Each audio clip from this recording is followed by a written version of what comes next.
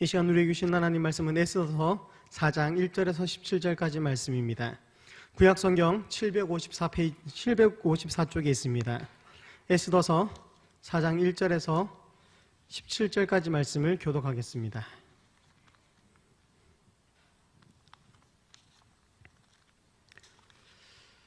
에스더서 4장 1절에서 17절까지 말씀을 교독하겠습니다.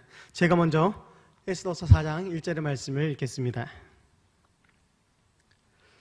모르드게가 이 모든 일을 알고 자기의 옷을 찢고 굵은 베옷을 입고 죄를 뒤집어 쓰고 성문 중에 나가서 대성통곡하며 대궐문 앞까지 이르렀으니 굵은 베옷을 입은 자는 대궐문에 들어가지 못함이라. 왕의 명령과 조서가 각 지방에 이르매 유다인이 크게 애통하여 금식하며 울며 부르짖고 굵은 베옷을 입고 죄에 누운 자가 무수하더라.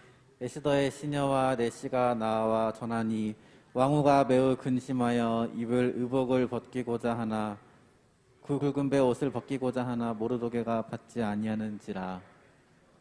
에스더가 왕의 어명으로 자기에게 가까이 있는 내시 하닥을 불러 명령하여 모르드게에게 가서 이것이 무슨 일이며 무엇 때문인가 알아보라 하매 하닥이 대궐문 앞 성중 광장에 있는 모르도게에게 이르니 모르드게가 자기가 당한 모든 일과 하만이 유다인을 멸하려고 왕의 금고에 바치기로 한 은의 정확한 액수를 하닥에게 말하고 또 유다인을 진멸하라고 수산궁에서 내린 조서 초본을 하닥에게 주어 에스더에게 보여 알게 하고 또 그에게 부탁하여 왕에게 나아가서 그 앞에서 자기 민족을 위하여 간절히 구하라 하니 하닥이 돌아와 모르드게의 말을 에스더에게 알림해 에스더가 하닥에게 이르되 너는 모르도게에게 전하기를 왕의 신하들과 왕의 각 지방 백성이 다 알거니와 남녀를 막론하고 부름을 받지 아니하고 안뜰에 들어가서 왕에게 나가면 오직 죽이는 법이요 왕이 그자에게 금규를 내밀어야 살 것이라.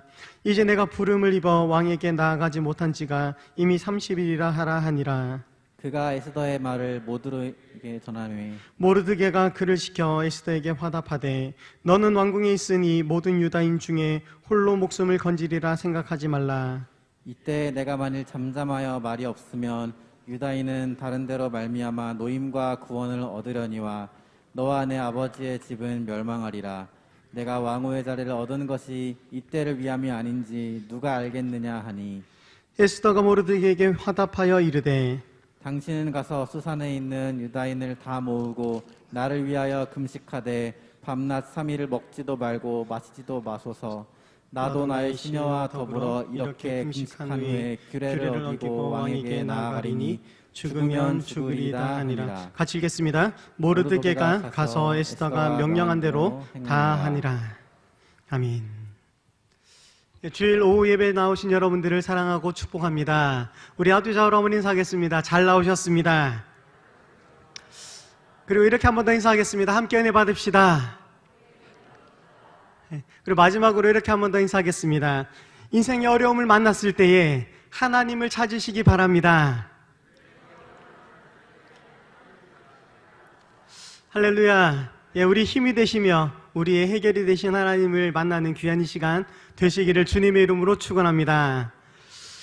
오늘 최후의 보루라는 뜻을 가진 배수의 진이라는 것도 있겠지만요, 마지노선이라는 단어도 한 번쯤 들어보셨을 것 같습니다. 이 마지노선이라는 단어가요, 원래는 지금은 끝을 나타내는 단어이긴 하지만요, 사실 이 마지노선은 프랑스가요 1차 세계대전 이후에 독일과의 국경을 방어하기 위해 세운 요새입니다. 혹시 제가 사진을 가지고 왔는데, 저게 이제 프랑스에서 가장 중요한 지역에 세워놓은 마지노선이라는 요새입니다. 전쟁에서 전쟁을 대비하기 위해서 건설한 요새인데요. 이것은 이제 프랑스 국경을 따라 만들어진 요새가 육군 장관인 앙드레 마지노라는 사람이 세웠기 때문에 저 요새를 마지노선이다라고 이야기하고 있습니다.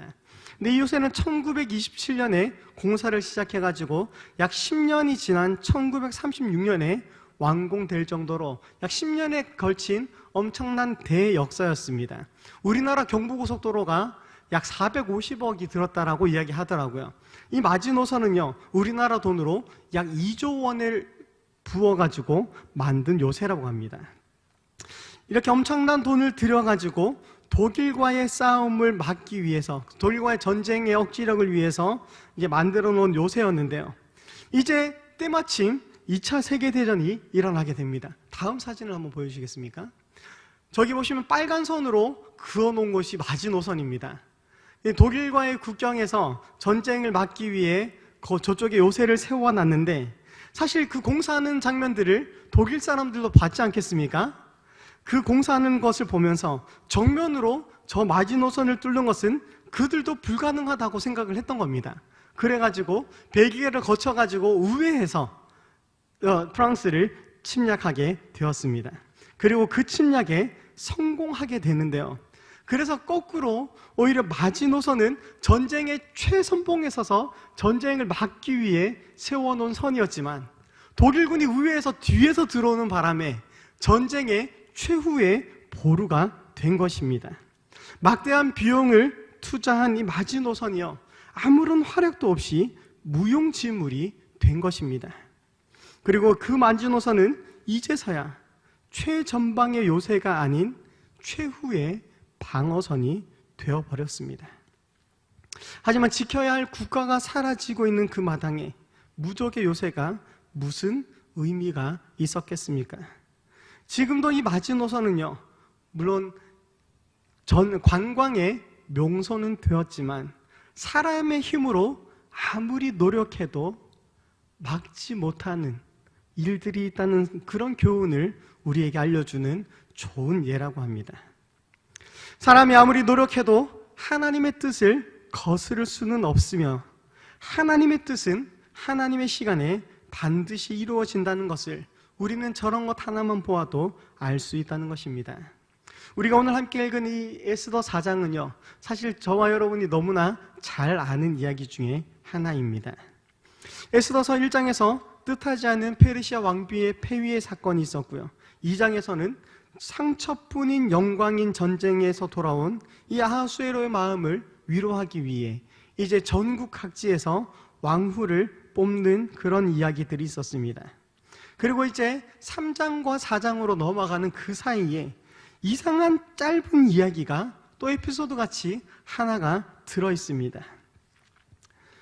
이 아하수에로 왕을 살해하기 위해서 자신의 왕의 측근에서 왕을 보필하는 내시 빅단과 데레스라는 사람이 이 왕을 암살하려는 음모를 꾸미고 있음을 성문에 있었던 모르드게가 우연히 듣게 되고 이 사실을 에스더에게 알리게 된 것입니다. 그러자 에스더는 모르드게의 이름으로 이 사건을 왕에게 고하게 되고요, 왕을 암살하려 했던 아주 무거운 이 일들이 적발되어 그들은 사형에 처하게 됩니다. 만약에 이런 일들이 오늘을 살아가는 저희들에게 있었다면 어떻게 되겠습니까? 대통령을 암살하려던 사건이 일어났고 그 암살 사건을 만약에 제가 막았다라고 해보십시오. 그럼 저는 일약 이 대한민국의 스타가 되지 않겠습니까? 그런데 성경에서는요, 이 일들이 아주 조용히 그냥 넘어가 버립니다. 만약에 방금과 같은 일들이 일어났고 제가 그 암살 사건을 막았는데 아무도 모르게 조용히 넘어간다면 제 마음이 어떠하겠습니까? 그런데 그런 일이 지금 모르드게에게 일어난 것입니다. 때로는 우리 생각으로 이해할 수 없는 일들을 우리가 만나게 될 때가 있습니다. 그렇다면 그럴 때에 우리가 어떻게 해야 할지를 저는 오늘 말씀을 통해서 두 가지로 좀 살펴보려고 합니다. 그 첫 번째는 우리 인생의 어려움을 만났을 때 우리는 우리의 믿음을 점검해 보아야 합니다. 사실 세상에서 살아가다 보면 법대로 살아가는 게 때로는 얼마나 힘들고 어려운 일인지 우리는 순간순간 느낄 때가 있습니다. 사실 마음대로 살아가는 것 얼마나 편하지 않겠습니까? 하지만 사람과 사람이 꼭 지키지 않으면 사회 질서가 유지될 수 없는 그런 도덕 같은 규칙들에게 강제성을 부여해서 그 규칙을 지키지 않으면 처벌을 받도록 만들어 놓은 것이 법입니다. 그런데 법대로 올바로 일을 처리했음에도 불구하고 오히려 그 법 때문에 우리의 발목이 잡히는 경우들이 종종 있다는 것입니다. 길을 잘 가다가 빨간불이 되어 섰는데 뒤에서 갑자기 차가 와서 부딪히는 경우라든지요. 혹은 나는 분명히 횡단보도로 잘 건너가고 있는데 뜻하지 않은 사고들이 일어날 때도 있다는 것입니다. 심지어 우리가 일상생활에서도 그러할진데 우리가 신앙을 지키며 살아가는 것은 얼마나 더 힘들고 어렵겠습니까? 코로나19로 인해 교회에서의 모든 예배가 온라인으로 바뀌고 모임이 금지되고 그런 일들을 우리가 겪어왔지 않습니까? 지난주 기독교부에 보시면 부산의 한 교회가 대면 예배 집합금지 명령 취소 소송을 했다고 합니다. 그런데 이 소송에서 원고의 청구를 기각하는 판결이 내려졌습니다.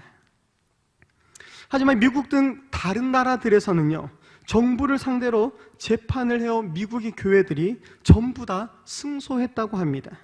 그런데 우리나라는요, 유독 정부의 눈치를 보며 재판부에서 이 코로나 상황에 예배에 관련해서 첫 번째로 패소하는 일이 벌어진 것입니다. 이처럼 믿음을 지키며 살아가기에 너무나 힘들고 어려운 시대를 살아가는 우리가, 그렇다면 이런 일들이 우리에게 닥쳤을 때 우리가 점검해야 할 그 첫 번째가 무엇이냐 말입니다. 그것은 바로 나의 믿음을 다시 점검하는 것입니다. 왜냐하면 이 모든 것이 하나님의 섭리 안에 있고 하나님의 뜻은 분명히 하나님의 시간 안에 이루어지기 때문입니다. 오늘 담임 목사님께서요, 저희에게 꼭 적어보라고 하시면서 이런 이야기를 하셨습니다. 흥함에 교만해지지 않는 것보다 더 중요한 것이 쇠함에 낙심하지 않는 것이다. 우리가 잘 될 때는 하나님께 감사하지만 때로 원치 않는 어려움을 당하게 되었을 때 사실 하나님께 원망하는 일이 더 많지 않습니까? 하지만 그 쇠함에 낙심하지 않는 것 또한 우리의 믿음이라는 것입니다. 예수님의 흥함만이 하나님의 뜻이 아니라 요한의 쇠함 또한 하나님의 뜻이기 때문입니다. 오늘 본문 앞장 3장에는요, 모르드게가 아각 사람 하만에게 절하지 않는 장면으로 시작하고 있습니다. 왜 모르드게가요, 아하수에로 왕 다음 권력인 하만에게 절도 하지 않고 왜 그의 글을 이렇게 높여주지 않았을까요? 그것은 이 하만은요, 아각 사람이기 때문입니다. 아각은요, 이스라엘의 첫 번째 왕인 사울이 싸운 적이 있는 아말렉 족속이라는 곳의 왕이었습니다. 그런데 이 유다인의 대적이라고 이야기하는 아각 사람 하만이요, 이 페르시아 정치 권력의 핵심 인물로 급부상하게 됩니다. 그리고 이 일은 유다 사람인 모르드게에게는 결코 좋지 않은 일이었습니다. 왜냐하면 아말렉이라는 족속 자체가 출애굽 이후에 이스라엘의 존재를 거역한 첫 번째 민족이기 때문입니다. 이 말은요, 하나님으로부터 가장 멀리 떨어진, 하나님을 오히려 적대적으로 대적하는 족속이었기 때문입니다. 모세오경에 보면요, 여호와 니시로 명명되는 이스라엘 최초의 전쟁사가 바로 이 아말렉과의 전쟁이었습니다. 이 아말렉 때가 이르러 이 아말렉이 이스라엘과 르비딤에서 싸우게 되는데요, 하나님께서는 그들에게 진멸을 요구하셨고요. 또 출애굽기 17장 이하에 보면 여호와께서 모세에게 이 전쟁에 대해서 이렇게 기록하라고 이야기하고 있습니다. 이것을 책에 기록하여 기념하게 하고 여호수아의 귀에 외워 들리라. 내가 아말렉을 도말하여 천하에서 기억이 없게 하리라. 그리고 모세가 단을 쌓고 그 단의 이름을 여호와 니시라 이야기하였습니다. 그리고 후에 이 일이 기스의 아들인 베냐민 지파 이스라엘 첫 번째 왕인 사울에게서 다시 한번 일어나게 됩니다. 사울을 향한 하나님의 기대는 여리고의 전투처럼 거룩한 전쟁을 원하셨고요, 모두 다 진멸하는 아말렉과의 전쟁을 요구하셨습니다. 그런데 사울은 그 전쟁에서 하나님의 말씀에 온전히 순종하지 못합니다. 그리고 사무엘로부터 순종이 제사보다 낫다는 이야기를 듣게 되죠. 사울은 온전한 순종을 하지 못함으로 하나님으로부터 버림을 받는 그런 존재가 되어버립니다. 그런데 오늘 본문에 나타나는 이 모르드게 또한 기스의 증손이었습니다. 그리고 베냐민 지파 출신이었습니다. 그리고 이 모르드게는요, 자신의 선조들이 지었던 실수에 대해서 어쩌면 너무나 잘 알고 있었던 것 같습니다.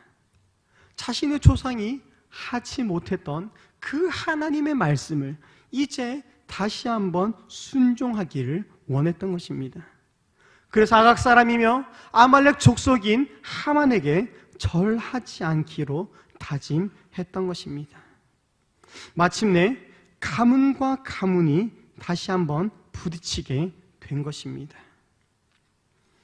하지만 권력이고 힘이 있었던 하만은 자신에게 절을 하지 않는 모르드게를 향해서 아주 놀라운 일들을 하게 됩니다. 1월에 벌써 12월에 유다인 학살을 계획하게 되고요. 1월 30일에 왕의 재가를 얻어서 페르시아에 있는 모든 유대인들의 심판의 메시지를 전하게 되었습니다.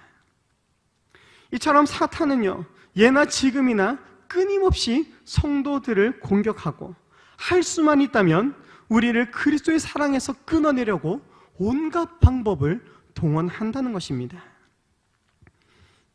그럴 때에, 그런 시험과 어려움이 우리에게 닥칠 때에 우리가 해야 할 것은, 가장 먼저 해야 할 것은요, 그런 상황에 낙심하고 좌절하는 것이 아니라 오히려 나의 믿음을 다시 한번 돌아보는 것입니다. 우리가 하나님의 길에서 벗어나지만 않는다면 그 길의 끝에 계신 하나님께서 반드시 우리를 인도해 주시기 때문입니다. 그리고 그 하나님께서 우리를 인도해 주셔서 반드시 승리를 허락하실 것입니다. 우리가 너무나 잘 아는 대로 이 4장 이후에 6장과 7장에 가면 아하수에로 왕이 잠이 오지 않아 역대 왕들의 일기를 읽다가 예전에 자신도 모르게 죽을 뻔했을 때에 이 모르드게를 통해 그 사건을 해결했다는 것을 알게 되죠. 그리고 그제서야 이 모르드게를 높이고 하만을 죽임을 당하게 됩니다. 이 모든 일은 확실하고 분명하게 우리를 도우시는 하나님의 인도하심입니다. 모르드게가 한 이 처신은요, 자신의 자존심의 문제가 아니라 하나님을 향하는, 그리고 하나님을 사랑하는, 하나님께 더 가까이 나가는 행동이었고 자신의 믿음에 대한 확신이었기에 그 믿음을 신실하게 따라가는 하나님의 승리였던 것입니다. 자신은 지금 비록 힘들고 어려웠지만 결국 하나님께서는 그를 승리하게 하신다는 것입니다. 그리고 오늘을 살아가는 저와 여러분에게도 우리가 끝까지 이 믿음을 붙잡고 있다면 모르드게처럼 하나님께서 우리에게 승리를 허락하실 것입니다. 우리가 하나님을 향하고 하나님께 더 가까이 나가고 하나님을 기쁘시게 하는 길을 선택한다면 우리 또한 그 길의 끝에 계신 하나님께서 우리에게 승리를 허락해 주실 것입니다. 이런 풍성한 은혜를 위해서 우리 인생의 어려움을 만났을 때에 다른 그 어떤 것보다 우리는 우리의 믿음을 가장 먼저 점검해야 한다는 것입니다. 두 번째는요, 인생 어려움을 만났을 때에 우리는 그 어려움을 해결해 줄 수 있는 하나님을 찾아야 합니다. 에스더 1장과 2장에 보면 에스더가 왕후가 된 것이 사실 굉장히 의외의 사건이었습니다.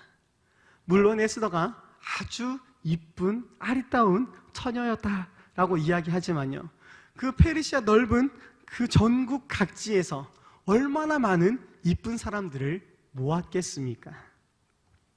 그런데 그 중에 유독 사랑스러운 이 한 사람, 에스더라고 불리는 하닷사죠. 이 하닷사 에스더가 택해진 것입니다. 에스더서 1장 1절에 보면 페르시아의 아하수에로 왕은 인도부터 구스까지, 구스는 지금 에티오피아거든요, 127지방을 다스리고 있는 사람입니다. 그 넓은 영토에서 얼마나 많은 처녀들이 뽑혀왔는지 성경에 정확하게 기록되어 있지 않지만 맨 마지막에 뽑은 사람이 약 300여 명이다라고 한 기록에 나와 있습니다. 그리고 그 당시에 페르시아의 원래 왕후는요, 귀족 중에서 가장 아름다운 사람들을 뽑도록 되어 있었습니다. 300대 1이라니요. 지금 생각해도 살인적인 경쟁률이지 않습니까? 그런데 지금과 같은 신원 조회를 뚜렷하게 할 수 있는 뭔가가 없었던 그 시대에 왕후의 후보자들의 기본적인 신상은 다 알아야 되지 않겠습니까? 그런데 이 에스더는 부모도 없었습니다. 고아시죠. 그 아름다운 처녀들이 왕 앞에 나아갈 때에 자기가 꾸밀 수 있는 힘껏 꾸몄지 않겠습니까? 그런데 부모도 없이 삼촌의 손에서 자란 이 여인이 왕후로 간택되었다는 사실, 얼마나 놀라운 일입니까? 심지어 에스더는요, 별로 꾸미고 나가지도 않았습니다. 우리 신부님들 결혼할 때 가장 아름다운 모습으로 나서지 않습니까? 그래서 결혼식에서 우는 사람들이 사실 제일 좀 어렵다고 이야기하더라고요. 화장이 지워지거나 얼룩질까봐 그렇다라고 이야기하더랍니다.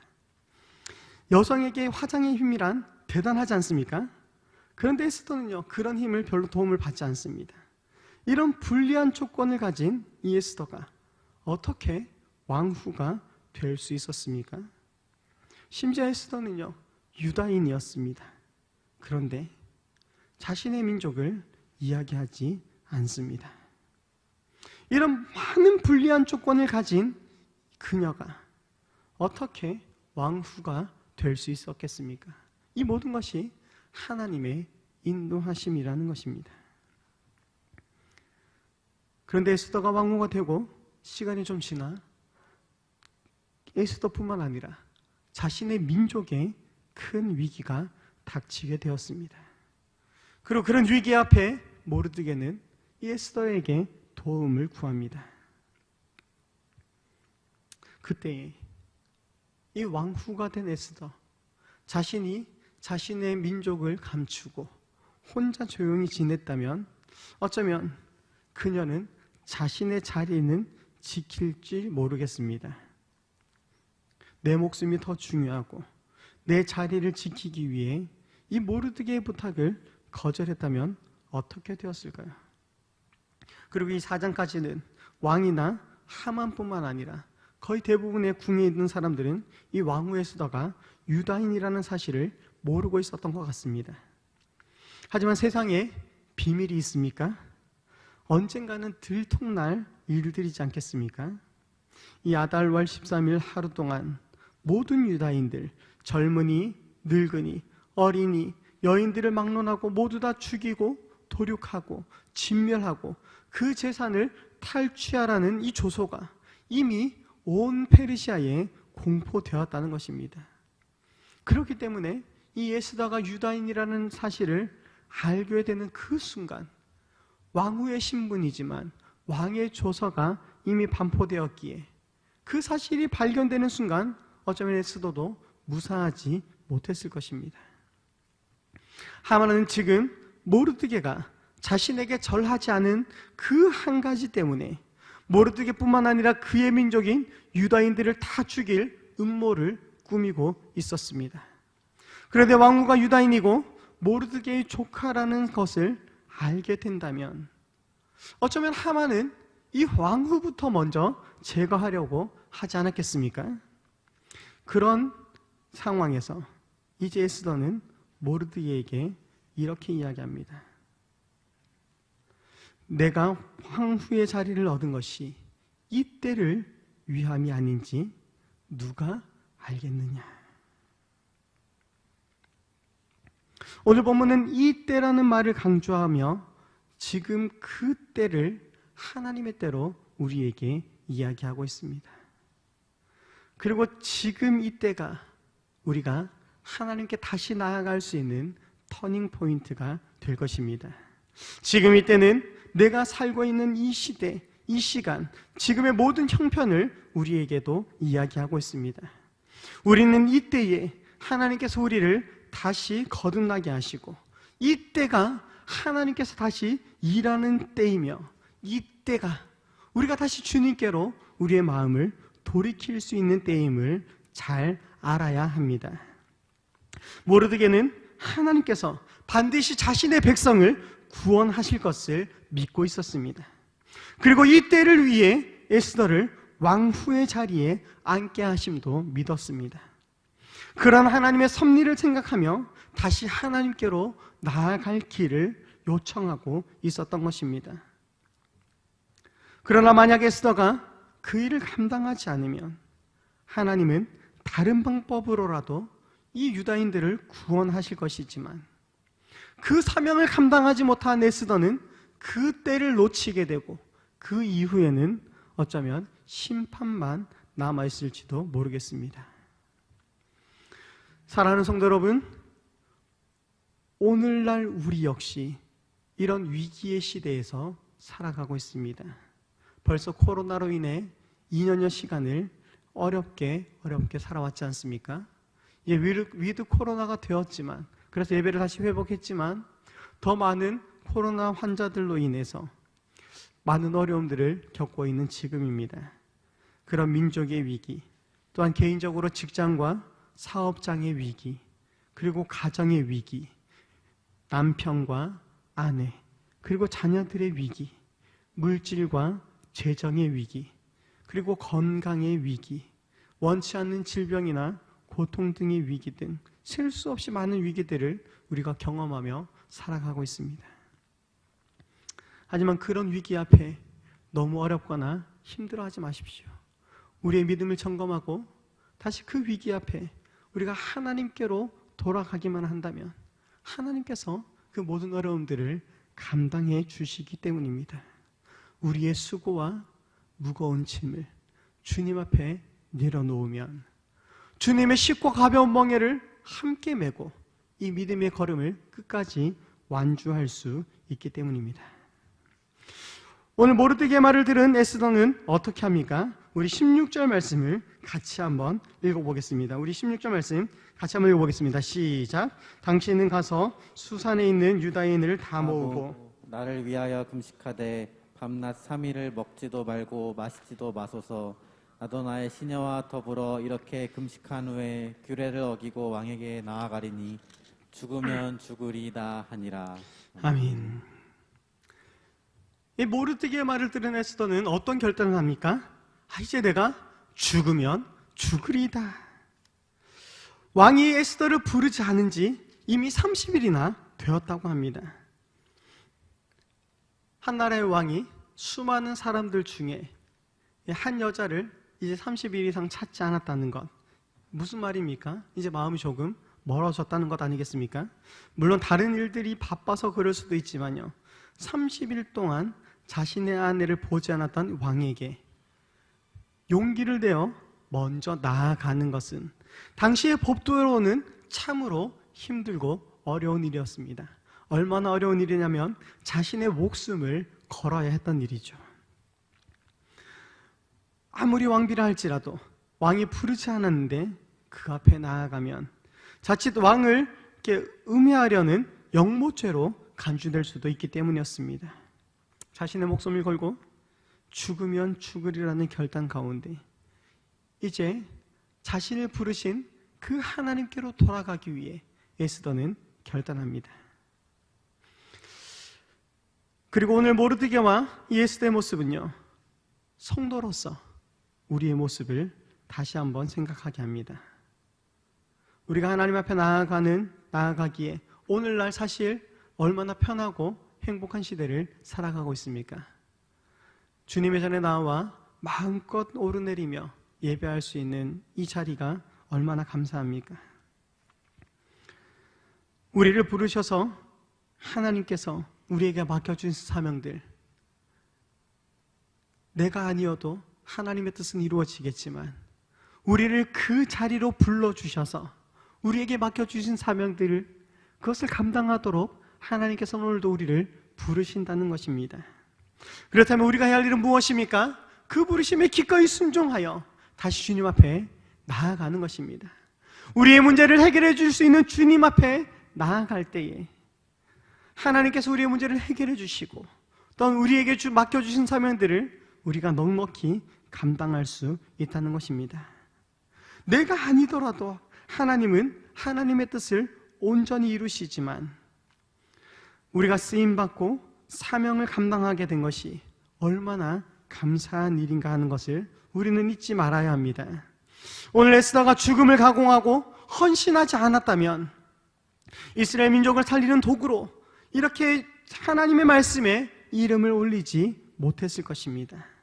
하지만 그의 희생과 헌신을 통해 우리는 하나님께 나아가는 것이 얼마나 중요한지를 이 에스더를 통해 우리는 알게 된다는 것입니다. 어쩌면 오늘을 살아가는 우리에게 이런 희생과 헌신이 나로부터 시작되어야 한다는 사실을 다시 한번 깨닫게 되는지도 모르겠습니다. 개인적인 이기주의가 만연하고 희생과 헌신이 점점 사라지고 있는 오늘날, 우리가 주님의 일을 위해 하나님께 받은 이 사명들을 감당하기 위해 하나님 앞에서 에스더처럼 쓰임 받을 수 있도록 다시 한번 결단하고 헌신하는 그런 저와 여러분이 되시기를 바랍니다. 하나님을 온전히 신뢰하는 믿음으로 죽으면 죽으리라는 이런 고백으로 하나님 앞에 나아가 하나님의 은혜를 기대하며 감사하는 그런 저와 여러분이 되시기를 바랍니다. 하나님은 에스더에게만 이렇게 하신 것이 아닙니다. 오늘을 살아가는 우리 한 사람 한 사람에게도 하나님께서 사명을 맡겨주셨고 그 사명을 감당할 수 있는 힘과 능력과 은혜를 더해 주셨습니다. 그렇다면 우리가 해야 할 것은요, 기꺼이 하나님께서 불러주신 그 소명 앞에 헌신하고 주님께로 나아가는 것입니다. 사랑하는 성도 여러분, 이제 주님 오심을 기뻐하는 성탄의 계절이 왔습니다. 여기 소망 중에 기다리는 빛으로 오신 예수님, 우리를 위해 높고 높은 하늘 보좌를 버리시고 낮고 낮은 이 땅 위에 섬김의 모범을 보여주신 그 주님을 바라보며 우리 또한 기꺼이 주님 앞에 나아가 그 주님의 주님을 섬기며 우리에게 맡겨주신 사명들을 다시 한번 확인하고 감당하는 그런 저와 여러분이 되시기를 다시 한번 주님의 이름으로 축원합니다. 우리 말씀을 생각하며 같이 한번 기도하겠습니다.